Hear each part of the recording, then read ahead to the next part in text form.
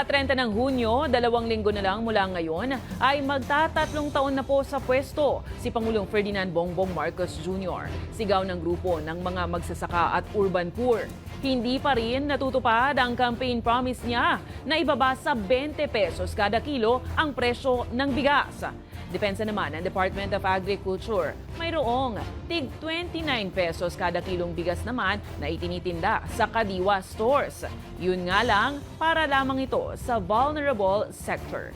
May balitang A to Z si Ace Cruz. Ang lokal na produksyon, hindi ang importasyon. Nagsagawa ng palengke hopping ang kilusang magbubukid ng Pilipinas, Amihan at Kadamay sa Litex Market sa Quezon City. Paraan ito ng grupo para singilin si Pangulong Ferdinand Marcos Jr. sa kanyang campaign promise na ibaba sa 20 pesos kada kilo ang presyo ng bigas. Bakit hindi nangyayari?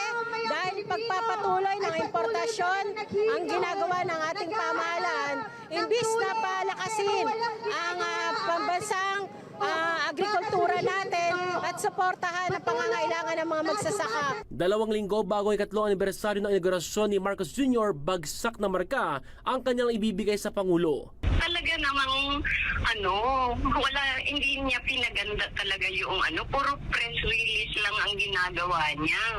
At tapal-tapal talaga. Kinwestiyon din nila ang mga hakbang ng Pangulo gaya ng pagpayag na ibaba ang taripang ipinapataw sa mga imported na bigas.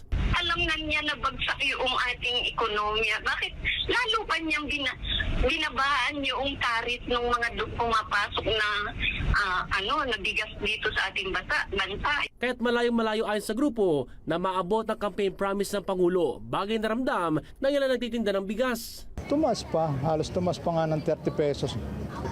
Mataas din daw ang kuha nila.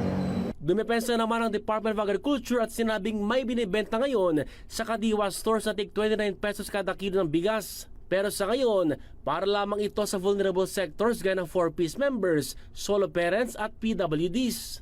Siyempre mas mahina yung kanilang purchasing power.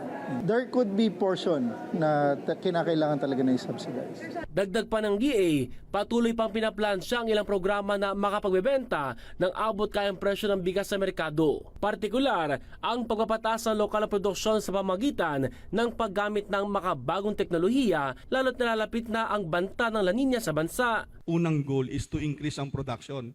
Ang strategy pinaghahandaan natin yung El Nino is hanapin yung mga ibang areas na hindi tatamaan ng El Nino at kung potential na mag-increase ka ng production, mag-increase ka ng production. Sa kasagsagan ng El Nino, pumalo sa 9.89 billion pesos ang halaga ng pinsala sa agrikultura, pinakapektado ang rice sector na lagpas 48%. Para sa Balitang A to Z, Ace Cruz.